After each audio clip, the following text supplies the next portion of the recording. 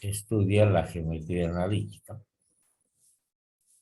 Geometría analítica está referido al análisis matemático, expresiones matemáticas. Si yo tengo que hacer un análisis, es decir, tengo que hacer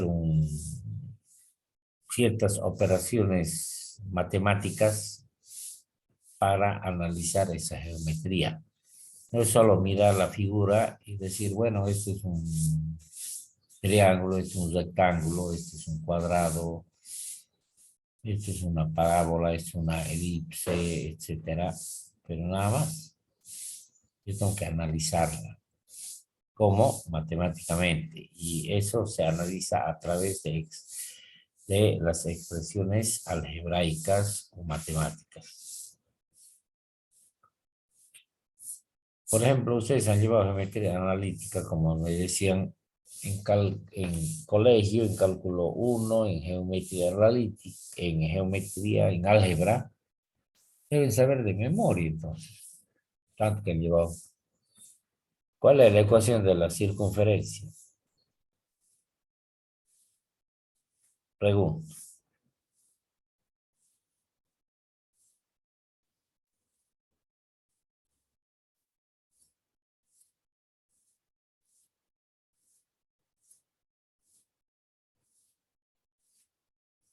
¿Cuál es la ecuación de la circunferencia?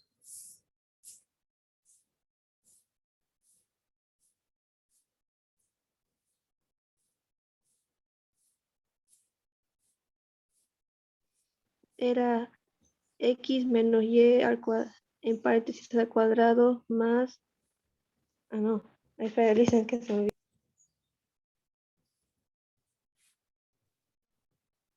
X Es menos x cuadrado más y cuadrado igual a radio cuadrado o r cuadrado. Ya, Según la forma canónica. esa es la forma canónica. ¿Pero qué condiciones tiene esa forma canónica? ¿Ustedes cómo grafican una circunferencia? ¿Qué datos necesitan para graficar una circunferencia?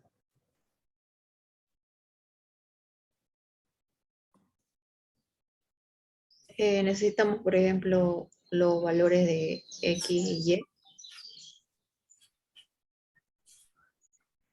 Y O su los valor puntos, del radio. podría decir.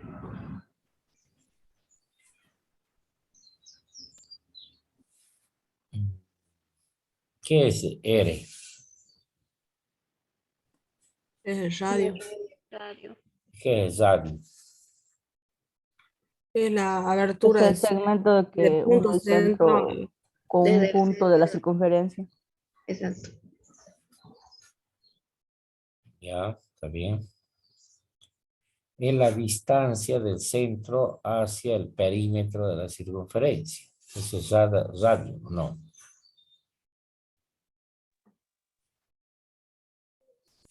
¿Estoy bien o estoy equivocado? Sí, Lisa, está bien. Ya. Y según la ecuación de ustedes, ¿cuánto vale el centro?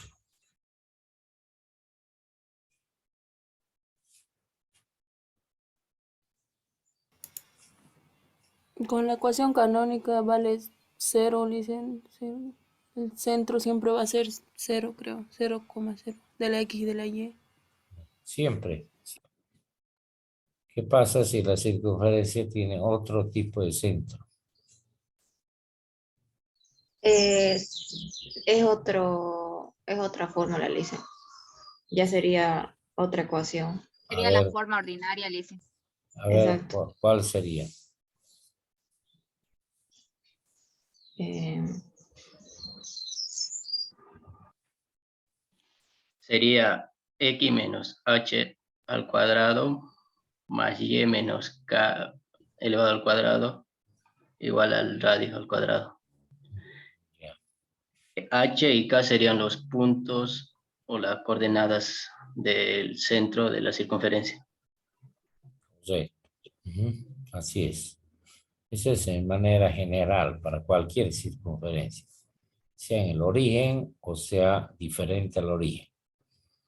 Esa se llama ecuación reducida o ecuación no sé qué le han llamado, Pero bueno, esa es la ecuación, ¿no? Está bien, está bien.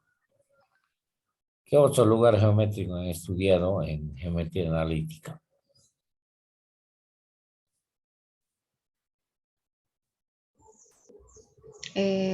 También hemos analizado, dicen, la parábola.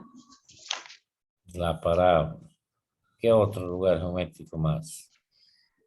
Elipse. La elipse. La elipse. ¿Ya? ¿Qué más? La hipérbola. La hiper. Muy bien. Entonces son diferentes lugares geométricos, son gráficos de una función. ¿Está bien?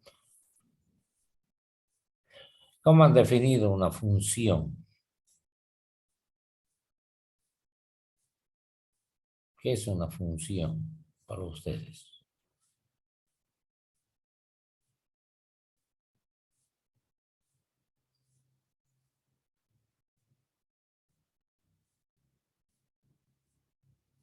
Seguramente les han dicho que es una función. Cuando debe llevar el tema de funciones.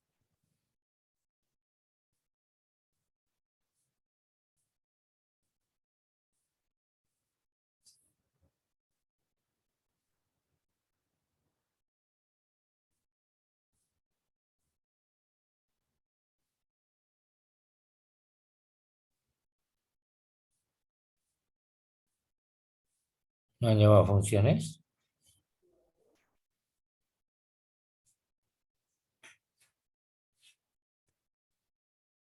Sí, ¿Cómo? llevamos eso.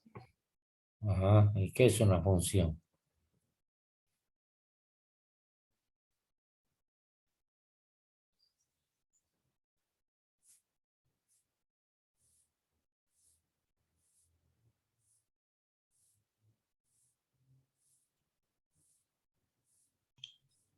Una relación entre dos variables, podría decirse una variable dependiente y la otra independiente.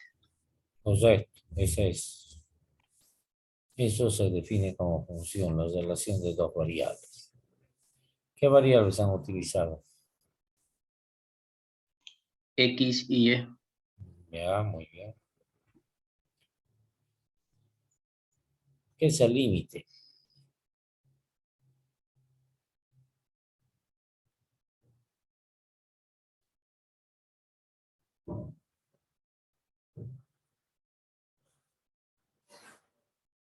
¿Qué es el límite de una función?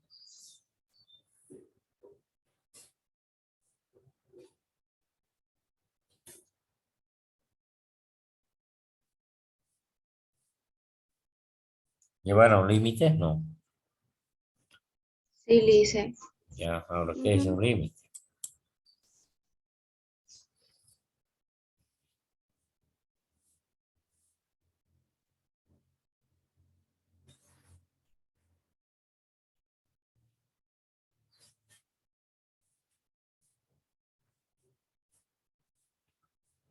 ¿Qué límites resolvieron?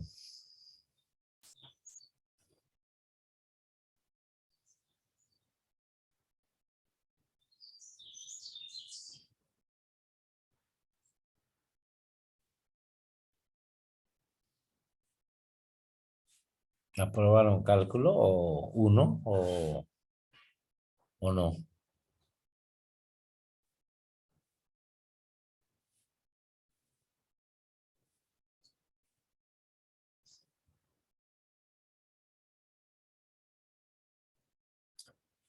Los que están en aula, ¿aprobaron cálculo uno?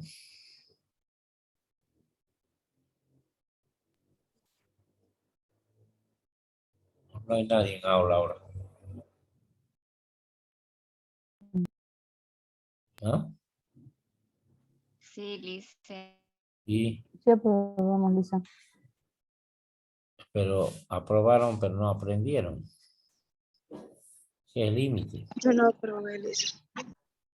Límite al infinito algebraico. ¿Es qué? ¿Qué me dice? Es el valor que tiene una función, Lisen. Es el valor que adquiere una función cuando la variable independiente llega a un valor definido. Exacto. X tiende a, dice, ¿no?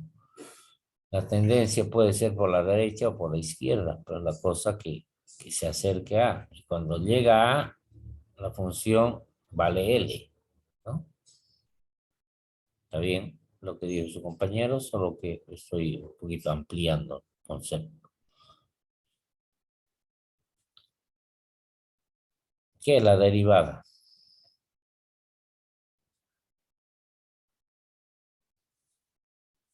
Pues debe llevar derivadas. ¿Qué es la derivada?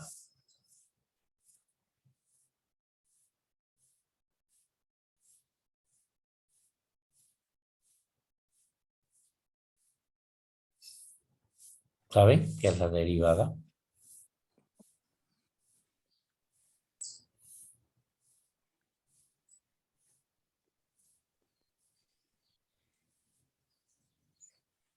Es la variación que adquiere una función. Es la variación que adquiere una función. Por ejemplo,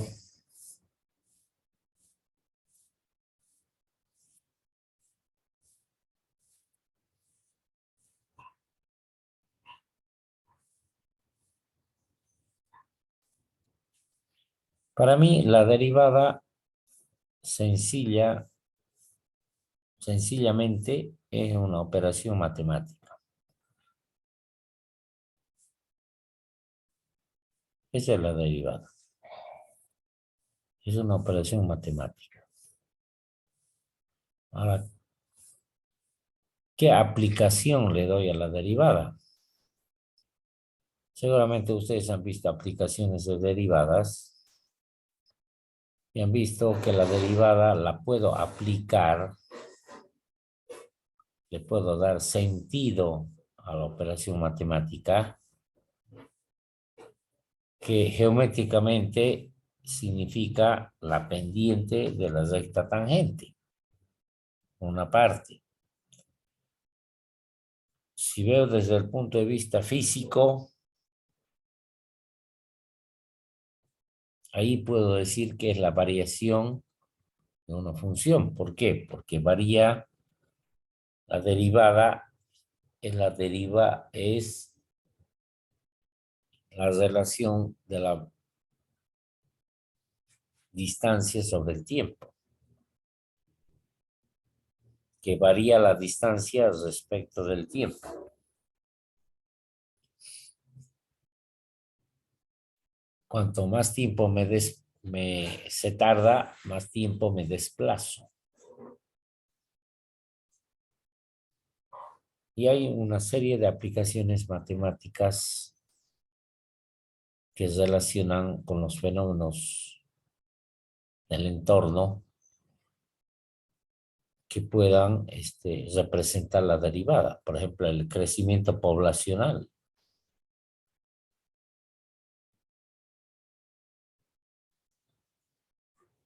Yo puedo relacionar bajo un modelo matemático, pero a través de la derivada. ¿Por qué? Porque la derivada, como decía su compañero, es un cambio. Es un cambio respecto al tiempo, en este caso, porque la gente va a aumentar, la población va a aumentar respecto al tiempo, o la tasa de mortalidad del COVID-19. No era la misma tasa de mortalidad del 2020 al 2021 al 2022.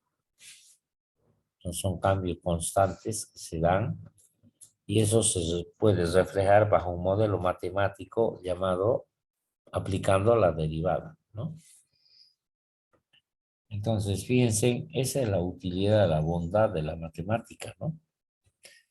Porque muchos de nosotros decimos que la matemática no tiene sentido llevar. Al menos ustedes en la parte de las ciencias empresariales dicen, ¿para qué llevo cálculo? Si cálculo no lo voy a necesitar. Cálculo es una materia básica. donde les ayuda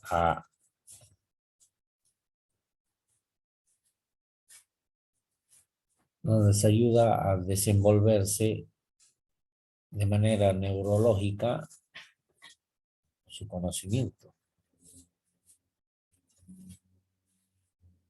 Para eso llevan cálculo, ¿no? Entonces, ese es el objetivo, porque es materia básica. Ahora que después lleven materias de especialización, materias de carrera, como se llama, es otro tema, ¿no? Pero su currícula está compuesta de eso. Y han debido llevar no sé si habrán llevado economía básica, y ahí también llevan derivadas. ¿Han llevado?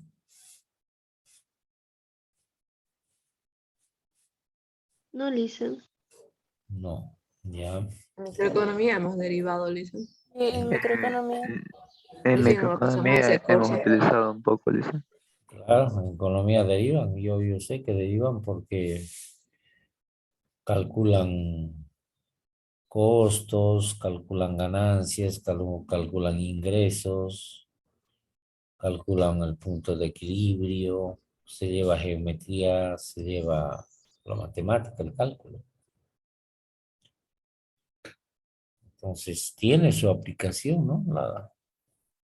Solamente que a veces lo dejamos de lado, pero bueno, ¿no? Yo les explico esto porque para darle sentido a la materia, ¿no? Porque si no, no tendría sentido llevar tampoco, ¿no? Ya, sigamos. Entonces han definido geometría analítica. En el plano, ¿qué significa? Estudio en 2 dimensiones. Que eso lo he anulado, fíjense en la pantalla. Eso lo anulé. Y nosotros vamos a hacer referencia en el espacio. ¿Qué significa espacio? Significa 3 dimensiones. Ustedes saben que todo cuerpo tiene 3 dimensiones. Nosotros como seres humanos tenemos 3 dimensiones, ¿no? Tenemos una altura, tenemos un ancho y tenemos un espesor. Siempre tenemos 3 dimensiones. En la realidad somos tridimensionales, con 3 dimensiones. Entonces, en conclusión, hemos indicado en la temática que la geometría analítica en el espacio es el estudio y análisis matemático de los cuerpos o figuras geométricas considerando sus 3 dimensiones: largo, ancho y alto, como dicen, ¿no? Comúnmente.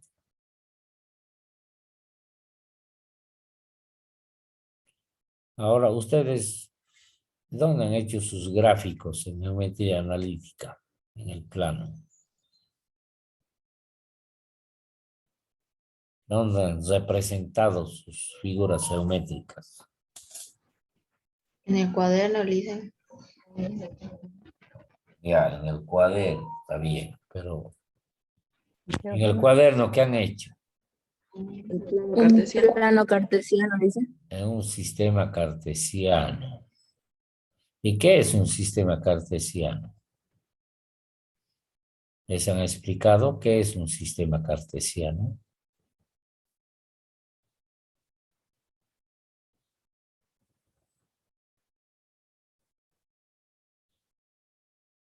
¿Por qué han llamado sistema cartesiano?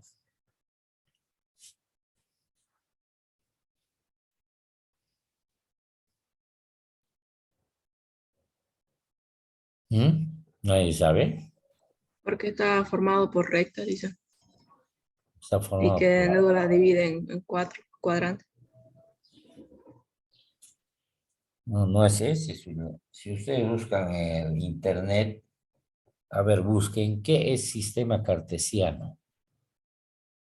A ver si si es verdad la respuesta, la que me acabo de escuchar. Acabamos de escuchar porque todos hemos escuchado.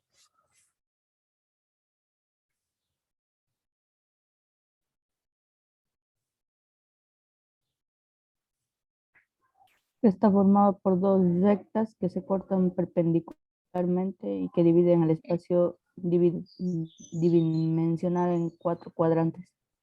En 4 partes, que se llaman cuadrantes, está bien. Pero cartesiano, ¿qué será cartesiano? Cartesiano, en teoría de conjuntos, se lleva un concepto que se llama el producto cartesiano. ¿Y qué es el producto cartesiano? Es la combinación de dos números, dos cantidades o dos variables, en este caso en cálculo se llaman variables. X y Y, como me decía hace rato. Entonces, yo al hacer el producto de dos variables, X y Y, estoy formando un producto cartesiano. A ese sistema de coordenadas cartesianas que ustedes llaman, que así se lo define por ese producto,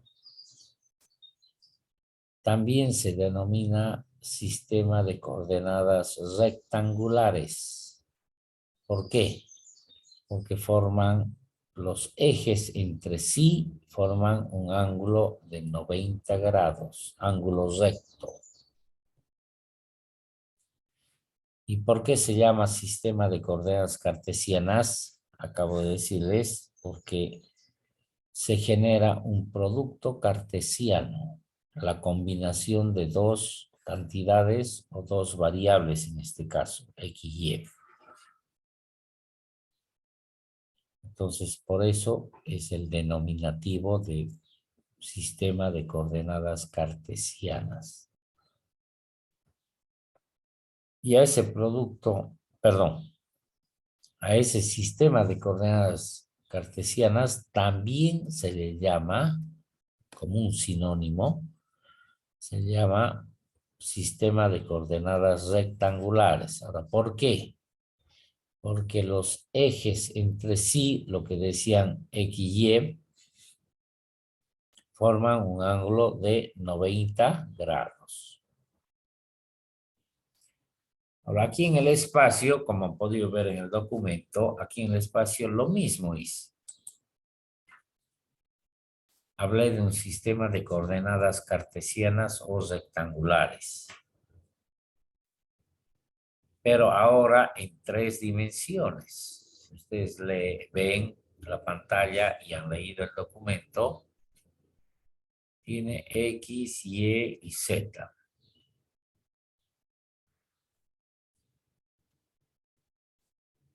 Por eso se llama 3 dimensiones, X, Y y Z. Antes seguramente ustedes han llamado X, Y,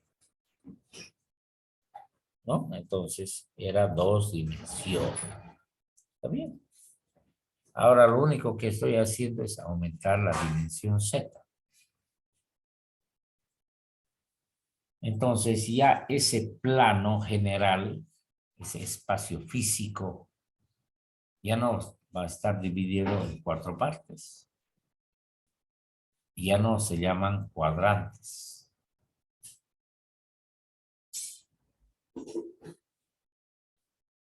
Ahora se divide en más partes.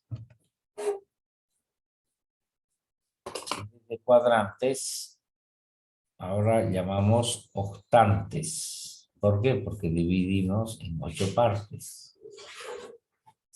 Ese espacio físico, dividimos en 8 partes. Y ahí tienen más o menos un grafiquito que hice. Pero ahí ustedes dirán, pero ¿dónde están las 8 partes? No hay, no se ven. Obviamente no se van a ver.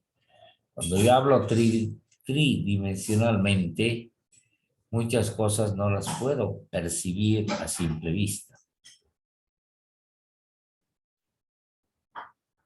Por eso es que han salido, en nuestro contexto, han salido películas, por decirles, tridimensionales, para ver desde las 3 dimensiones. Pero antes no veíamos películas bidimensionales, porque solo veíamos el largo y el ancho, o el largo y el alto, nada más. Pero con el tiempo la tecnología ha ido superando y ya nos muestra la tridimensionalidad, que es la realidad del cuerpo, porque todo cuerpo tiene 3 dimensiones. Todo cuerpo tiene 3 dimensiones. Si ustedes agarran una jarra, va a tener 3 dimensiones. Agarren un vaso, tiene 3 dimensiones. Agarren, ¿qué les digo? Una tabla, tiene 3 dimensiones. Vean una cocina, tiene 3 dimensiones. Todo tiene 3 dimensiones. Nosotros somos tridimensionales. El cuerpo humano también tiene 3 dimensiones.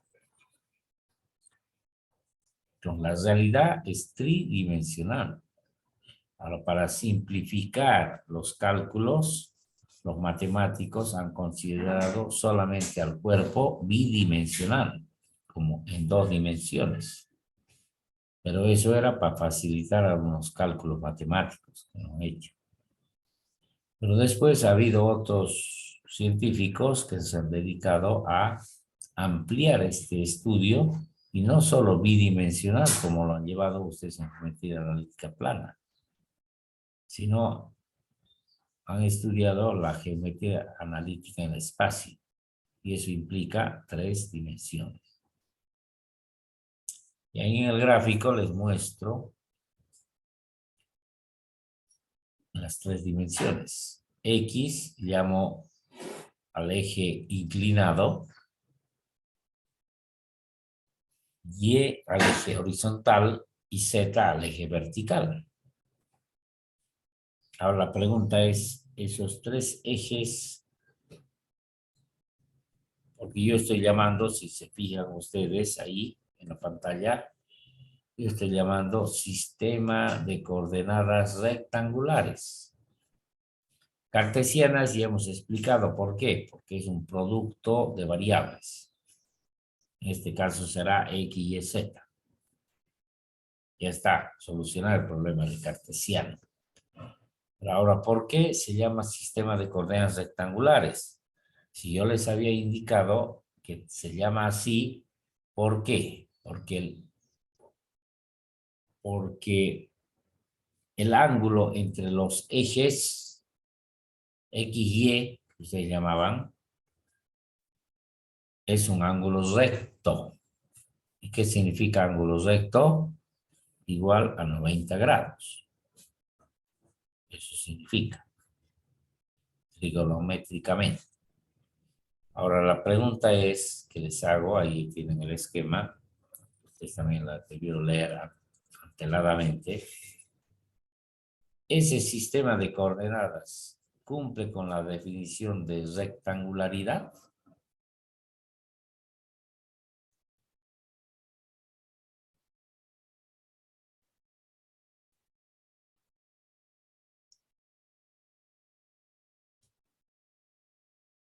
¿Qué dice?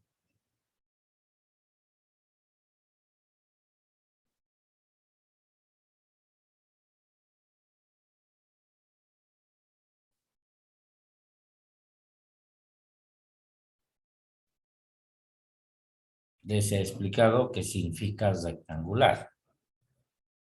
Ahora, ustedes ven en el gráfico, en la pantalla, y también en el documento que seguramente lo han leído, que es el mismo, cumple con la rectangularidad que hablo.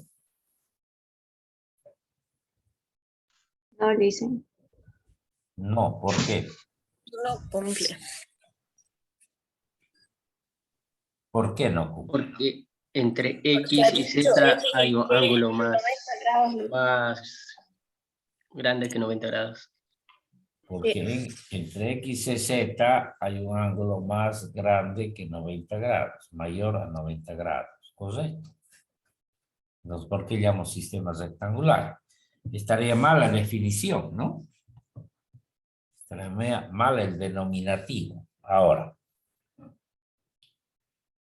En la realidad, atienda bien, en la realidad,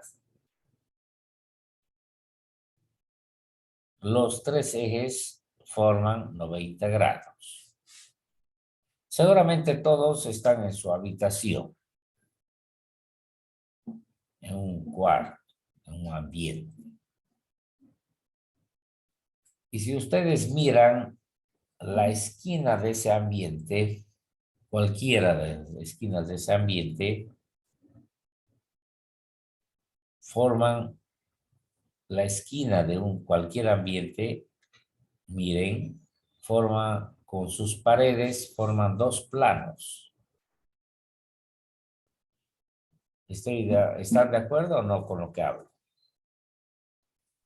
Sí, Lisa. Sí, ¿no? Lisa. Ya. Hay una pared a un lado y otra pared al otro lado.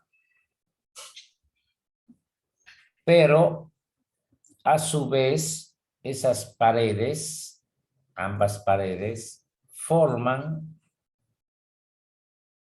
otro plano con el piso. O bien con el techo, como quieran ver. El piso generalmente es paralelo al techo, cuando es horizontal, obviamente. ¿Están de acuerdo? Sí, Miran, Lisa. ya. Miren ustedes su ambiente, donde están ustedes, y van a ver dos paredes, y esas paredes forman también una parte con el piso. Entonces, esa unión de las paredes, que es una recta, miren ahí, yo también estoy mirando el ambiente donde estoy, es una recta. Y esa recta me implica el eje Z.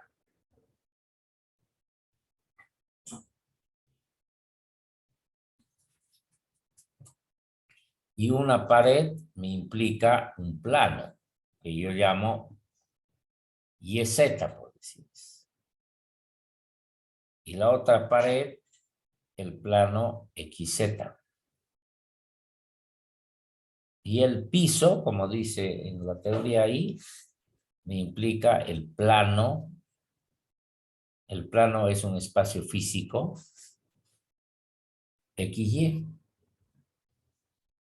¿Por qué? Porque la recta que une las paredes estoy asumiendo que es el eje Z.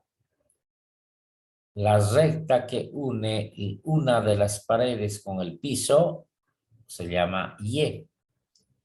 Y la otra recta que une la otra pared con el piso le llamo X.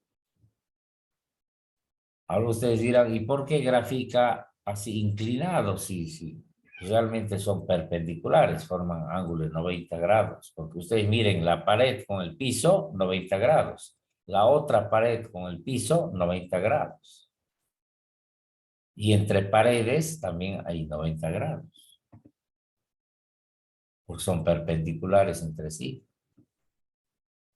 Ahora ustedes dirán, ¿y por qué entonces se grafica de forma inclinada? El eje X es una proyección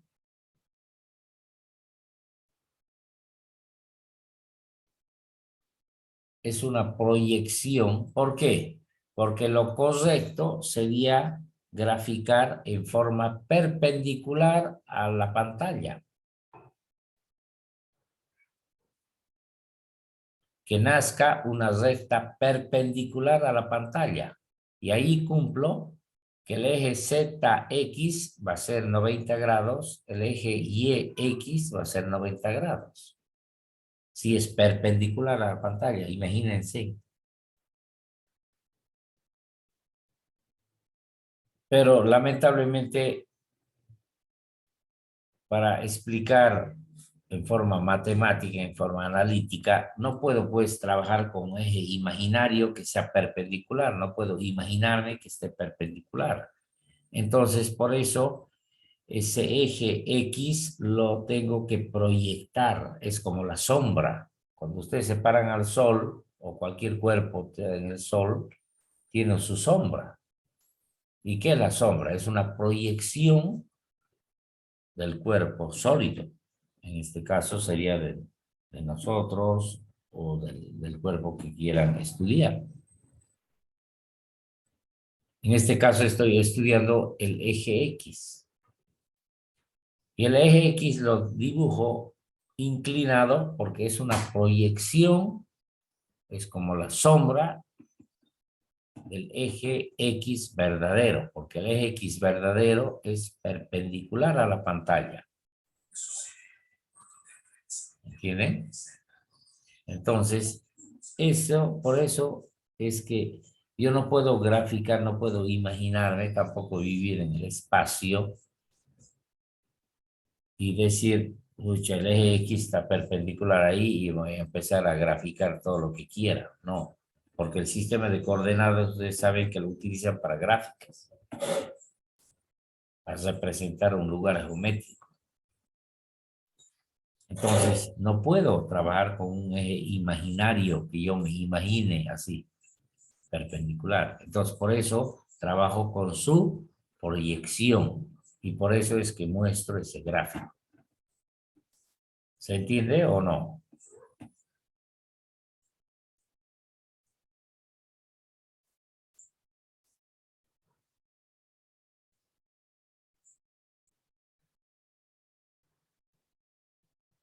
Sí, Lice. ¿Sí? Ya, entonces nosotros no vamos a trabajar en la realidad pura, en otras palabras. Vamos a trabajar en una realidad imaginaria. ¿Por qué? Porque yo estoy trabajando con su proyección. No estoy trabajando con el eje X real.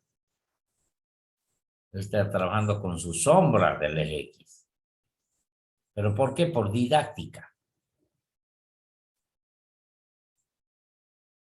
Por didáctica. No es porque yo quiero, sino por didáctica. Para que se entienda, se comprenda el análisis matemático. ¿Ya? Entonces, ahí tienen ese grafiquito y dice, en un sistema tridimensional, 3 dimensiones, los ejes de coordenadas X, Y, Z subdividen al plano en 8 partes llamadas octantes. Ahora, obviamente que uno no las ve, fíjense, uno tendría que estar con la mente así, medio imaginativo, porque no se olviden que el eje X es imaginativo, es una proyección. Entonces, si trazo un poco más grande, tengo X positivo, X negativo, Y positivo, Y negativo, Z positivo, Z negativo, lo cual me implica los famosos octantes. ¿Qué son los octantes? Son una combinatoria de las variables. ¿Y cómo salen? 2 elevado a la n. Si n vale 3, que son los 3 ejes, 2 al cubo sale 8. Matemáticamente, calculando. ¿Qué significan los octantes? Entonces, primero, segundo, tercero, cuarto, quinto, sexto, séptimo, octavo. El primer octante cuando todas las variables son positivas. El segundo octante asumo que 2 variables son positivas y una negativa, porque la posibilidad es que cada variable tenga positivo y negativo. Entonces, la combinación de estos signos nos va a dar los octantes. No sé si comprende.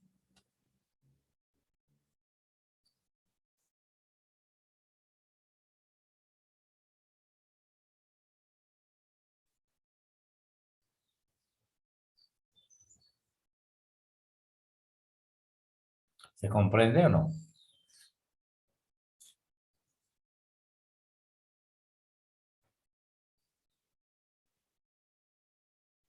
Lice, ¿me podría volver a explicar eso? Ya, los octantes es una combinación de signos de los ejes coordenados. Es decir, cada eje coordenado, por ejemplo, el eje X tiene positivo y negativo. El eje Y de la misma manera, positivo, negativo. El eje Z también, positivo, negativo.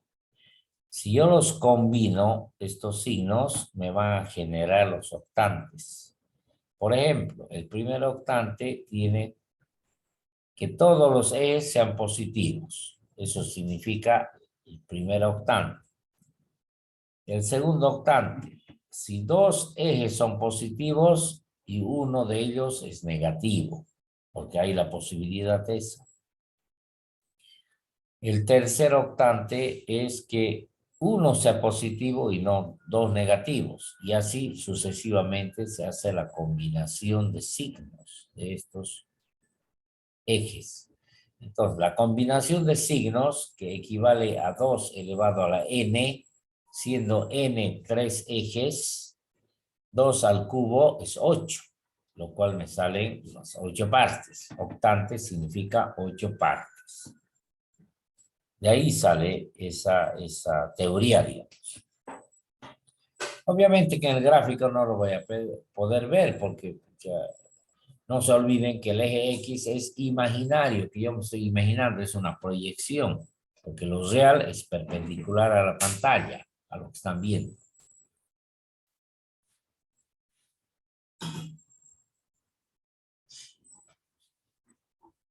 ¿Están de acuerdo o no? Ahora más o menos me entienden o no. Sí, Lice. Sí. Ya, muchas cosas aquí en geometría analítica en el espacio no vamos a poder divisarlas. Yo les voy a luego, con el transcurrir de la clase, les voy a indicar una aplicación matemática que se llama el GeoGebra. Quizás ustedes han visto en geometría analítica en el plano, pero en el espacio también hay, que son 3 dimensiones, pero siempre nos conlleva a cierta imaginación, ¿no? Tenemos que imaginarnos uno de los ejes, porque no es real, no lo podemos identificar mucho, ¿no? Por eso es que se complica un poquito la geometría analítica en el espacio. En el mismo documento que les he pasado, hablaba de distancia entre 2 puntos. Ustedes en geometría analítica en el plano han visto esta teoría. Distancia entre 2 puntos, ¿no? ¿O me equivoco? Sí, vimos, Lice. Sí, Ya. vimos. Y si ustedes ven la fórmula final, prácticamente es la misma que han visto en geometría analítica en el plano. ¿Con qué modificación? Con que aumento la tercera coordenada. La Z. La Z, en otras palabras. Correcto. Ahora la deducción, la demostración de esta fórmula, aquí está. ¿Qué se hace para demostrar? Se aplica el teorema de Pitágoras. En el plano XY, cuando ustedes han estudiado anteriormente, esta distancia prima, que le estoy llamando D prima, es nada más que la hipotenusa de este triángulo rectángulo. Por eso aplico Pitágoras.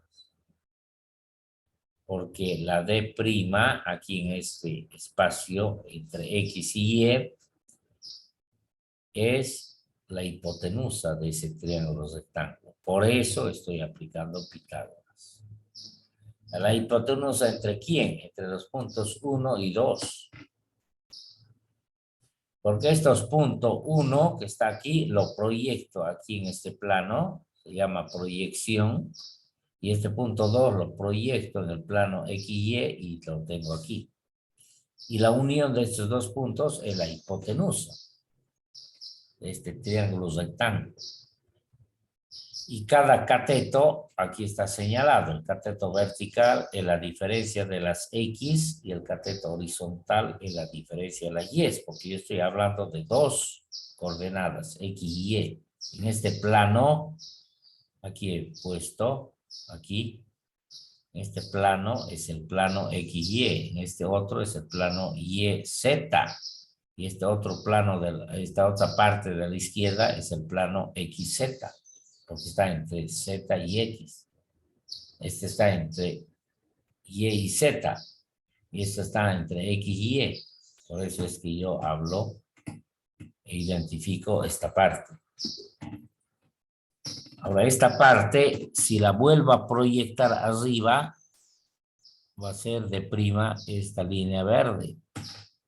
Y esto asumo que es 90 grados. Ahora, ustedes dirán, pero no es 90 grados. Ahí yo pongo el transportador, imposible que sea 90 grados. Tienen toda la razón, no es 90 grados si ponen el transportador. Pero no se olviden que este eje X no es real. Es una proyección. Es por eso que la figura también se distorsiona. ¿Por qué? Porque no es real esa figura. Por culpa de este eje X. Que ese X no es real. No nos olvidemos, es una proyección. Entonces yo vengo, proyecto. Es como poner el espejo. Eso significa proyectar. Pongo el espejo y miro aquí y voy a tener la D'. Pero no me interesa a mí calcular la D', a mí me interesa calcular la D, porque dice distancia entre dos puntos, el punto 1 y el punto 2. Esta D me interesa calcular. Entonces, otra vez aplico Pitágoras. Si es 90 grados, puedo aplicar Pitágoras. Pero ya considerando la altura Z. ¿Ven? Aquí me falta, digamos, lo voy a completar ahorita, me falta identificar qué es este cateto. Si esto vale 90 grados, esto vale D', lo verde. ¿Qué vale esta alturita? Porque aquí forma un triángulo. ¿Qué vale esa alturita? Vamos a complementar, a ver. Esa alturita, esta alturita,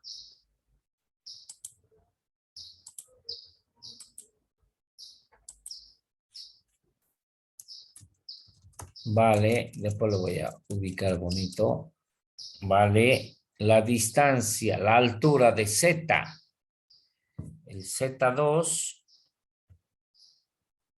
menos el Z1, porque es la diferencia. Esta altura menos esta altura pequeña me da todo este cateto. Entonces, este cateto es Z2 menos Z1.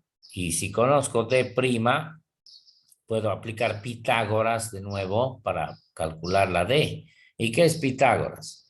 La hipotenusa al cuadrado es igual a la suma de los cuadrados de sus catetos. Eso nos dice Pitágoras. Entonces, eso es lo que hice aquí. Aplicando a Pitágoras entre P1, P2, que es esto con esto, conociendo que esta altura es Z2 menos Z1 y que aquí esta línea verde es D', que ya lo he calculado por Pitágoras aquí, entonces puedo calcular la D. Y esa es la deducción de la fórmula, esta fórmula que han aplicado ustedes.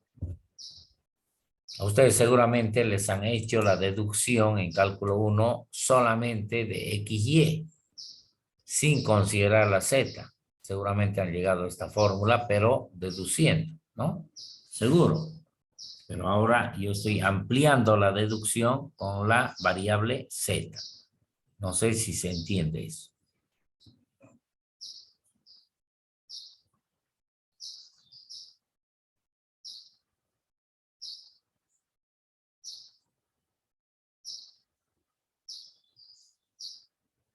Hicieron la deducción de la de la fórmula o solamente utilizaron la fórmula?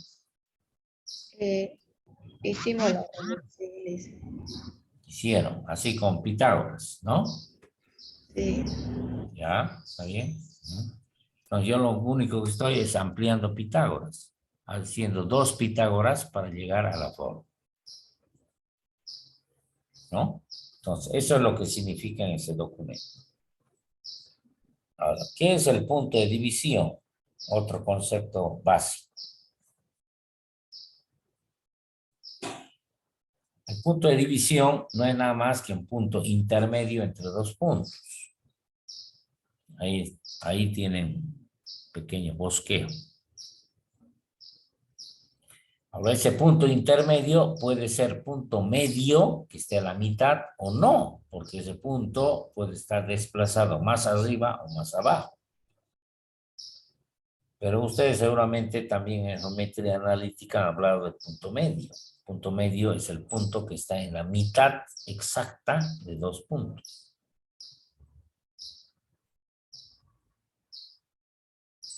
Aquí está representado el punto medio, pero no, aquí digo punto de división, es más general. No solo me refiero al punto medio, porque este punto medio, si lo desplazo hacia arriba, ya no va a estar en la mitad. Si lo desplazo hacia abajo, tampoco va a estar en la mitad. ¿Qué quiere decir el punto P? Por ejemplo, el punto P no es punto medio, porque está desplazado un poco más abajo, según el gráfico, el análisis del gráfico que puedo hacer, ¿no? Entonces, la relación R, la razón que llamaban esta fórmula, es la distancia entre el punto extremo con el punto intermedio y el punto intermedio con el otro extremo, entre A y B, A y P, y entre P y B. Entonces aquí estoy diciendo que estoy dividiendo en 3 partes, por eso he puesto 1/3. Entre A y P es la tercera parte de toda la longitud. Y entre P y B es el complemento, las 2 terceras partes, más grande la longitud. Y si hago un poco ejercicio matemático, me va a quedar 1/2. R vale 1/2. Con la relación entre estas distancias vale 1/2. Si esa distancia, 1/2, es para el punto de división. Pero ¿qué pasa si el punto es exactamente a la mitad? ¿Cuál va a ser la relación? Entonces aquí es deducir. Desde A hasta P', porque esto es llamado punto medio P', desde A hasta P', he dicho que es 1/2. ¿Por qué? Porque es la mitad. Y desde P' hasta B es la otra mitad. Por eso he puesto 1/2 también. Y si divido 1/2 dividido entre 1/2, me sale 1/2. Y el punto medio, cuando R vale 1/2, es reemplazado en estas fórmulas generales que conocíamos. Entonces tenemos que el punto medio es la semisuma de las coordenadas, la mitad de la suma. X1 más X2 divídense 2. Y1 más Y2 divídense 2. Z1 más Z2 divídense 2. Eso se genera. Y ustedes seguramente han aplicado estas 2 coordenadas. Lo único que yo estoy haciendo ahora en geometría analítica, en el espacio, es aumentar la tercera coordenada, nada más. Porque estas 2 ya las conocían ustedes, a priori. Entonces ahora yo estoy aumentando esta tercera coordenada. Si ustedes se fijan bien, lo único que estoy haciendo es aumentar una coordenada a lo que ustedes ya sabían. sabían la distancia entre dos puntos con dos coordenadas. Lo único que hago es aumentar la tercera coordenada, nada más. Esa es la diferencia de geometría analítica en el plano con geometría analítica en el espacio. ¿No? Entonces, fíjense, es eso, nada más. Ya, después tenemos cosenos directores, que eso lo vamos a ver. Bueno, lo veremos ahorita, porque ha sido el último acápite. Para terminar el documento. Cosenos directores. Entonces, este es la famosa aplicación GeoGebra, que yo me he puesto un cuaderno cuadriculado, en otras palabras. He puesto un punto, el origen de coordenadas, y otro punto, el punto B, cualquiera. Saben que este es el eje X. Este es el eje horizontal, eje Y vertical, el eje Z. Ahora, ¿qué son cosenos directores? Coseno sabemos que es una función trigonométrica que se aplica solamente a triángulos rectángulos. Y director significa que es el que manda las directrices. Eso significa literalmente. Es una función trigonométrica coseno que manda una cierta dirección definida. Por eso dice director.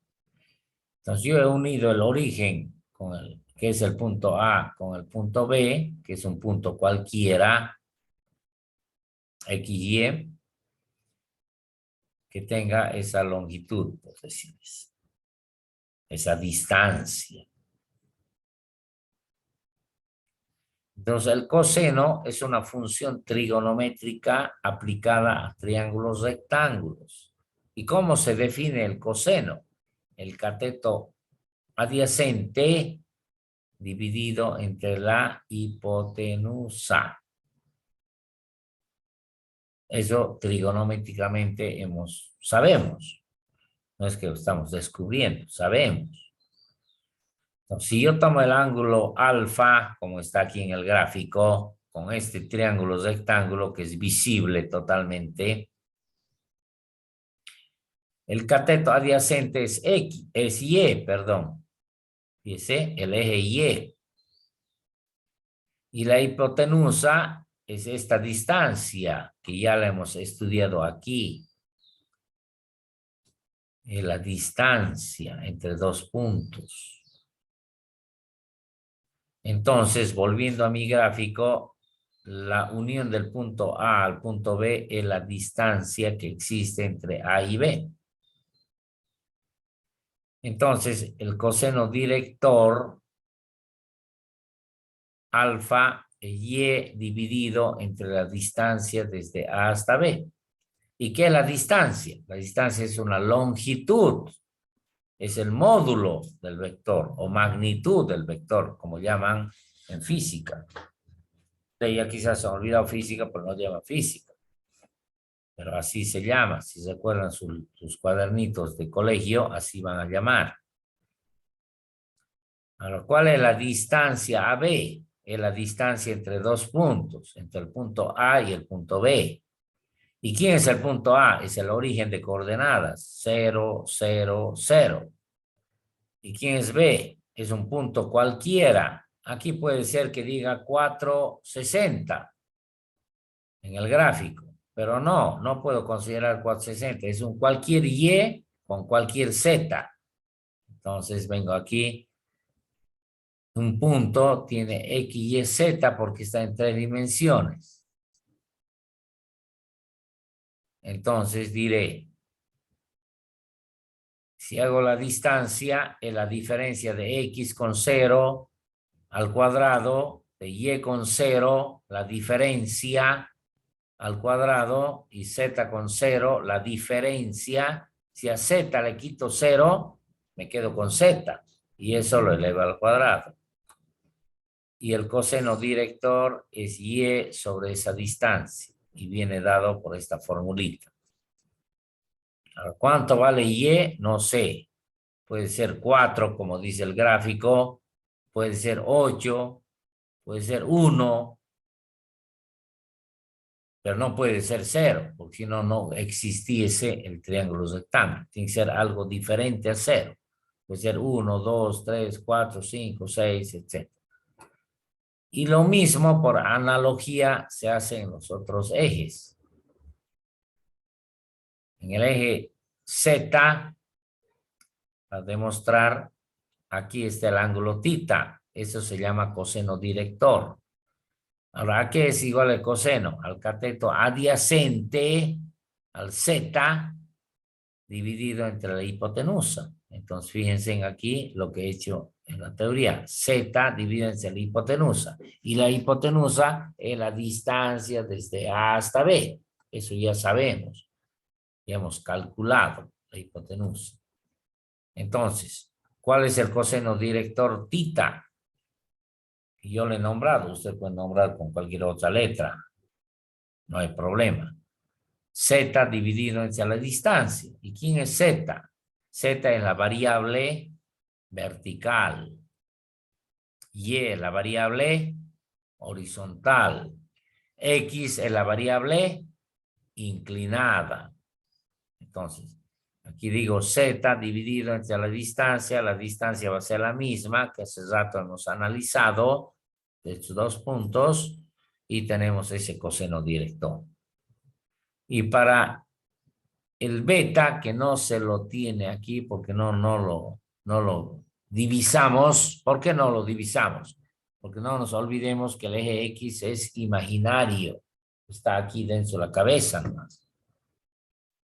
Entonces, no lo divisamos, pero por analogía, se llama la operación matemática analogía, que es similar a lo que hice aquí para Y y para Z, puedo hacer por deducción matemática para X. X dividido entre DA, la distancia de A a B. Y obtengo ese coseno director. Esa sería la explicación de todo el documento que les he pasado, que ustedes puedan, que obviamente lo han conocido, pero no a ciencia cierta, porque no se les ha explicado. Ahora justamente la clase de hoy ha consistido en la explicación de este contenido. No sé si tienen alguna pregunta al respecto.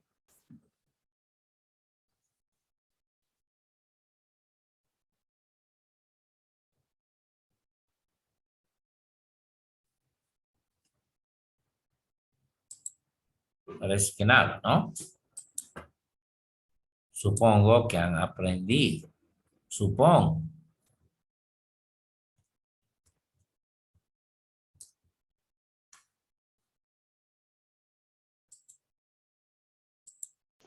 O es que se han, o es que se han dormido. Una de dos. O han aprendido o se han dormido, ¿no? No hay mucho que dilucidar, digamos. O bien aprenden o bien se duermen, porque si no responden a veces se duermen, pues los estudiantes. Como no encienden sus cámaras, yo no sé si estarán ahí o se han ido a tomar su té o se han ido por ahí a pasear, pero no sé. ¿No? Porque yo veo 40 y... No, yo veo la cantidad de alumnos, 42 alumnos están en el aula.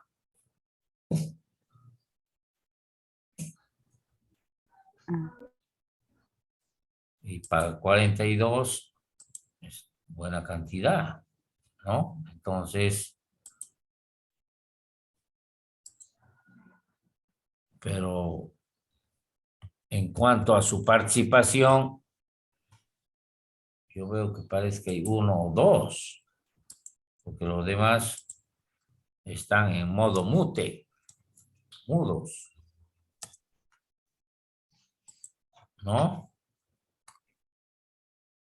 Pero bueno, ese es su característica. Ya espero que cuando estén en virtual tampoco se oculte.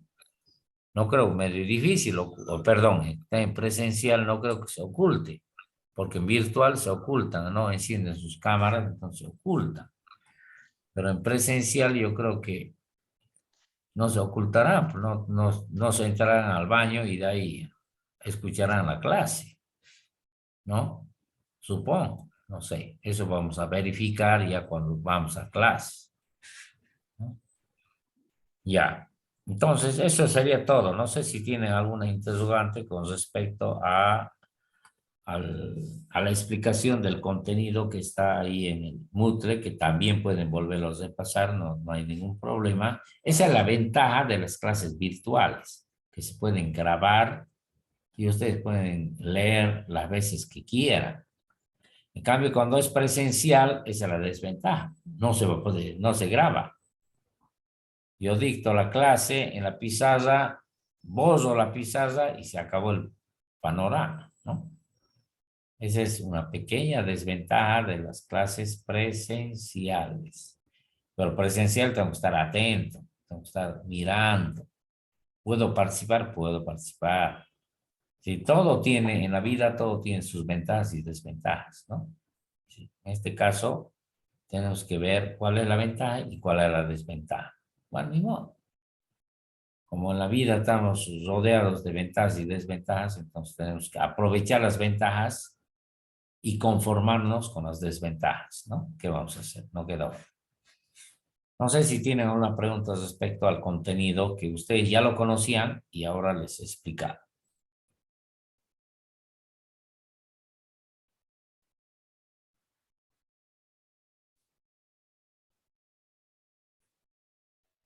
No, Licen, yo sí entendí, pero creo que al aplicar ya ejercicios vamos a comprender mejor. Correctamente, esa es la idea. Cuando hagamos ejemplos, ejercicios, como dice su compañera, toda esa teoría la vamos a captar de mejor manera. A nosotros lo que nos interesa son las fórmulas últimas, no las deducciones. Las deducciones, ¿por qué les doy deducciones? Para que conozcan de dónde nacen las fórmulas, por qué existen esas fórmulas. Pero cuando uno hace ejercicios, nos interesa solamente las fórmulas finales, no la deducción, no. Pero es bueno saber el por qué utilizo esa fórmula. Utilizo por esta parte. Ah, ya, está bien. Entonces, se adecua a mi problema. Si mi problema enfoca de otra manera, no me sirve esa fórmula. ¿Por qué? Porque yo ya sé qué es lo que viene detrás, ¿no? Entonces, es la idea. Bien, entonces, si no hay más consultas, no hay más sugerencias, no hay más observaciones, nos podemos retirar de la clase porque ya estamos en término. Licen, una pregunta. Dígame. ¿La ponderación se va a mantener? Eso quería consultarle. Eso está en la presentación, por eso he empezado la clase diciendo si han leído la presentación. En la presentación está ahí. ¿Han leído la presentación? Sí, Licen. Ya, ahí está. ¿Cuánto decía? A ver, hagamos un repaso memorístico. ¿Cuánto decía la presentación? Exámenes valía el 70%. 70%, Licen. Ya, exámenes 70, había un trabajo de investigación, había unas tareas. Eso valía 10. Correcto, había las tareas y había, ¿qué más? La asistencia y participación. Sí. Por ejemplo, ahorita solo han asistido, pero no han participado. ¿No? Porque participar, ¿qué es? Es cuando yo pregunto, hablan así como algunas de sus compañeras. Pero la mayoría asiste, pero no participa. Ahora, ¿cuánto asiste? No sé tampoco. Es medio difícil saber. ¿Por qué? Porque se conectan y pueden no estar en la clase. Yo ahorita me conecto y me voy por ahí a pasear. igual sigo conectado. Pero quizá no estoy en clases. Entonces, la camarita me hace ver que estoy en clases. En cambio, a mí no he activado mi cámara porque tengo pequeñas fallas en mi computadora hoy día, pero yo estoy hablando, pues. Entonces no van a decir quién va a hablar. No creo que hable mi doble o yo sea fantasma, no. Yo estoy hablando, entonces yo sé que yo estoy aquí. Ustedes saben que yo estoy aquí en clase, pero yo de ustedes no sé mucho. Porque si tienen la cámara apagada es porque se conectan, pero no sé a ciencia cierta si estarán en aula o no estarán en aula. Puede ser que estén, es probabilidad. Puede ser que no estén también, pero bueno. En presencial eso ya no va a suceder, porque bueno, ahí lo voy a ver a todos. Nos vamos a ver, no solo voy a ver, nos vamos a ver, ¿no? Entonces, pero bueno, como son las primeras clases, vamos a dar algo de flexibilidad, ¿no? Bien, no sé si tienen algo más que decir o nos retiramos de la clase.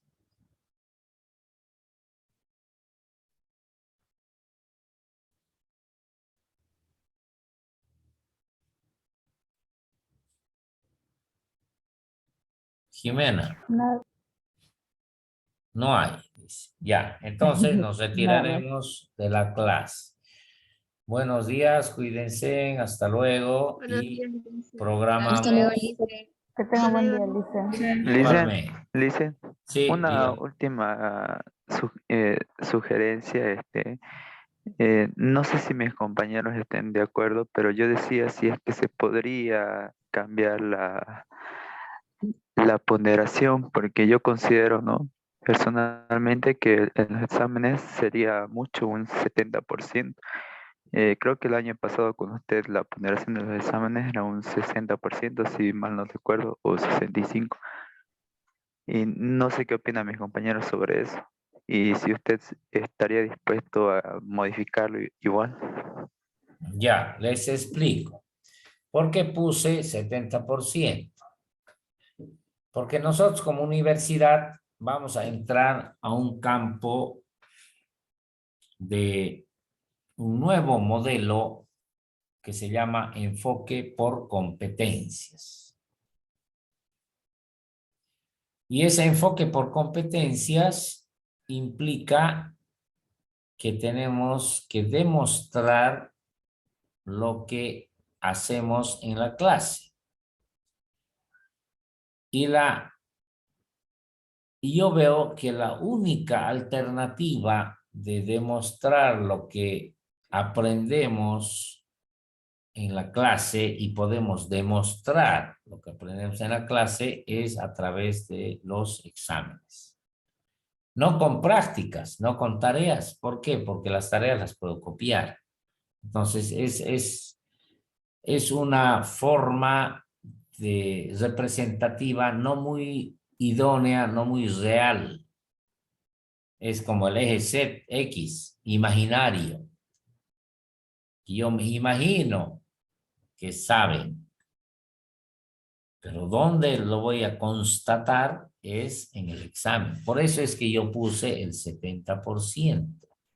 De ahí obedece. Entonces, ustedes me tienen que demostrar que realmente conocen la materia a través de ello, porque si no, no hay otro lugar donde me digan, sí, realmente conozco la materia. Entonces, sé la materia.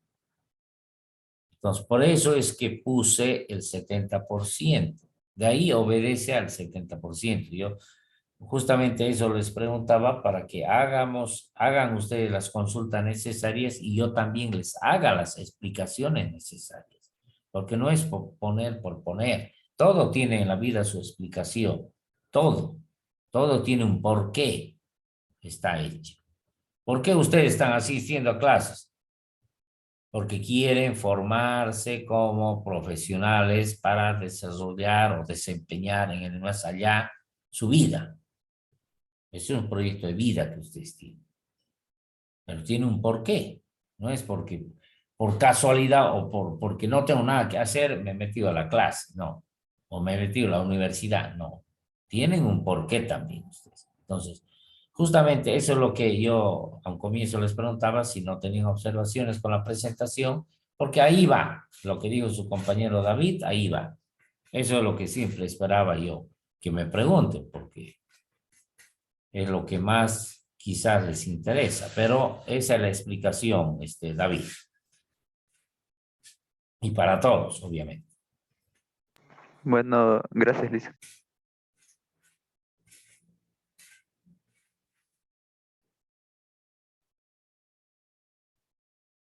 Es decir, 5 puntos más, 5 puntos menos, no le va a hacer. Lo que a mí me interesa es que ustedes obtengan el conocimiento necesario. Eso es lo que me interesa a mí. No se olviden que con 80 se exime. Todos ustedes seguramente van a pretender eximirse para evitar las mesas, los exámenes finales. Entonces, si se eximen, se liberan de todo, ¿no? Entonces, ese es el objetivo. Y al eximirse un alumno es que tiene suficiente conocimiento de la asignatura. Suficiente, por demasia. No, tampoco vamos a pretender que sea erudito, ¿no? Porque nadie es erudito. Yo soy profesor, pero no soy erudito. Erudito significa un sabio. Pero no lo somos. Somos seres humanos con unos errores y tenemos unos defectos y virtudes. Nada más. Así de simple y sencillo. No sé si tienen alguna otra opinión. Yo no puse la cámara, les repito, porque tengo algunos problemas con la computadora, pero generalmente yo pongo la cámara. Pero van a disculpar hoy día. No sé si tienen alguna interrogante.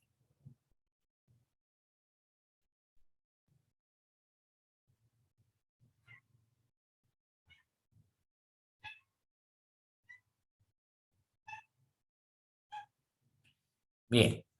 Al no haber interrogantes, nos despediremos. Hasta luego, buenos días y a cuidarse.